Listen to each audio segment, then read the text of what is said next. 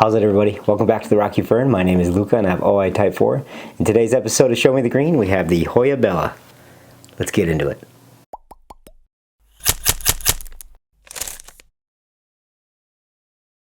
So the Hoya Bella, it's also known as the miniature wax plant. It comes from the Himalayas all the way up to southern Burma. Its scientific name is Hoya Lanceolata, and it definitely has lanceolate shaped leaves. So I got this plant from a company off of Etsy called Brumley and Bloom. You can find them on Instagram as well. I got it as kind of a cool 4-cutting package. In that package was a Croniana black, a Croniana silver, a Hoya Comangiana, and then this Hoya Bella, and they were teeny. That was about 10 months ago, and it's put on this awesome growth, and we have a flower or a peduncle. Look at that. So I'll put a close-up right here of this exact peduncle, and it does smell very jasmine-like. It's very beautifully scented. It is kept out on the Hoya wall outside. It does get direct morning sun, and it also kind of is maybe a little bit lighter than what I have normally seen this plant be when it was kept in kind of more lower lighting. But it's growing gangbusters. So it's put out these, it's got actually 5 new growth points just coming up from the top.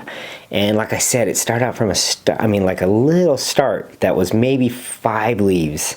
It was rooted when I got it, but Brumley and Bloom, man, they did awesome on all those cuttings that I got.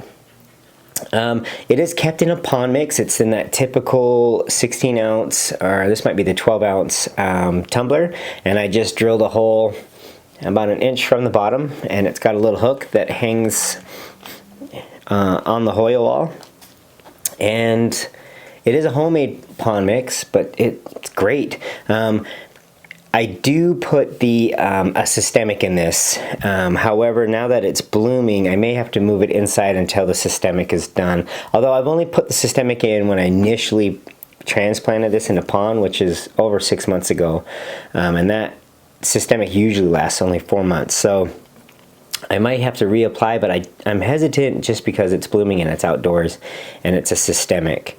Although here in Hawaii we do have a lot of honeybees, but we just don't have any native honeybees, and we don't have a lot of honeybees. I rarely see them. I do see a lot of mosquitoes and flies as the main pollinators here. There are moths as well. Pests, I did find twice mealybug on this plant. Outside of that, it was an easy fix, and it hasn't had any issues.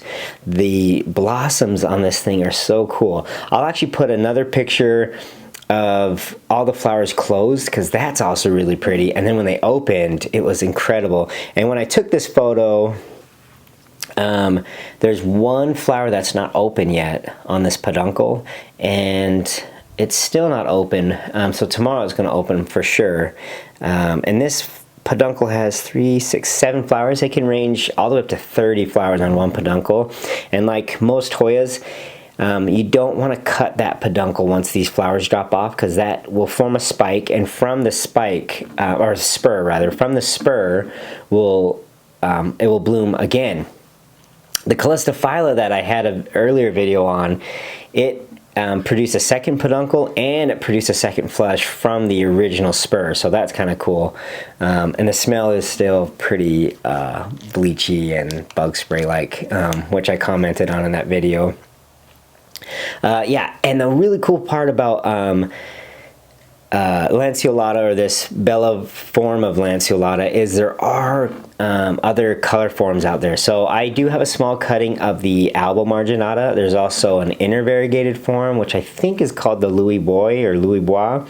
I don't speak French, but I believe that's how you would say it. And that's a really pretty plant too. And there's also a splash variety, I believe, of the Bella. It is, like I said, a miniature Hoya plant. This is probably the most length that it's going to produce, and it's just going to keep flushing out more and more of these branches, and it's just going to get more bushy as it ages, which would be really cool. Yeah, so I do want to get my hands on the Louis Bois. And then I think my little Bella collection will be complete, as it were, because it's a very hardy, very cool, just awesome looking Hoya. It does have different look to it than a lot of Hoyas that you see. One thing of note is Hoyas will push out a ton of peduncles, but not all the peduncles will form into fruition. Like this one here, at one point I should say this plant had about 5 or 6 different peduncles, but this peduncle is getting aborted for sure. It's yellow and it will drop off here any day. However, there are 2 or 3 other peduncles on here that are still green, such as on this guy right here. But yeah, the leaf structure on this is amazing. I'll try to stay in the light here. I'm back into this filming location. We'll see what happens. If it works well, we'll try to maintain. We may not.